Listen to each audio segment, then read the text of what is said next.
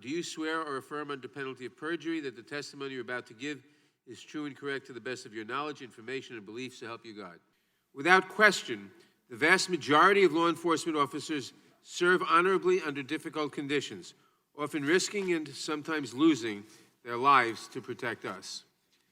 There have been, however, a disturbing number of incidents of excessive force used by police against civilians, many of whom were unarmed, most of whom were people of color, and many of which resulted in tragic death, that have put incredible strain on the relationship between law enforcement and their local communities.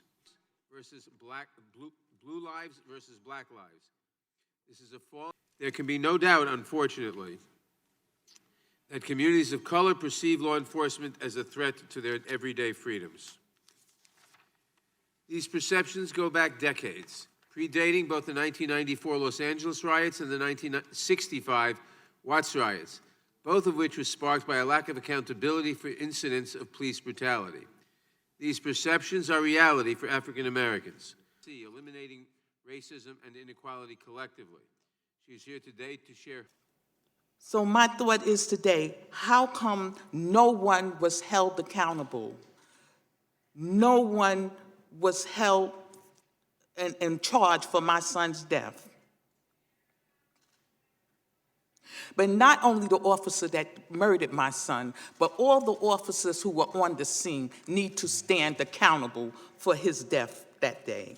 What happened to your child by the police who was responsible?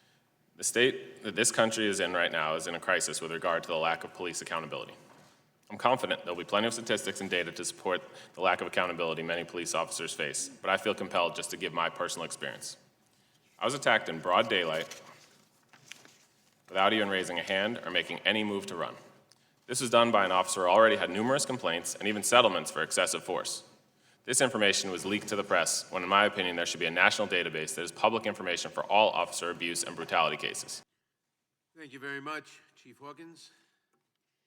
Committee Chairman. What we really seek is this committee to begin moving toward federal law and federal standards that would define clearly where the line is in terms of excessive force and take this argument from a state and local level to where there's a federal standards that all must abide by. Good morning. I'm here today to let you know that the Fraternal Order Police is ready to sit with anyone who genuinely wants to work collectively to help improve policing in this country. Today, we're calling on you for your help. Law enforcement officers were once universally respected. Parents would tell their children, if you need help, find a police officer. This may no longer be true. Recent events indicate that a growing percentage of the general public view officers with suspicion and disdain. In far too many cases, it's escalated into physical hostility. We are public servants. We're not public enemies. We live and raise our families in these same communities, and we're vested in the success of these communities.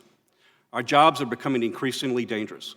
Ambush attacks on law enforcement officers have been increasing over the last 8 years, and a recent study by the FBI concluded that many of these cases were motivated by the desire to hurt or kill a police officer. Congress needs to act. Good morning. Chairman Nadler, Ranking Member Collins,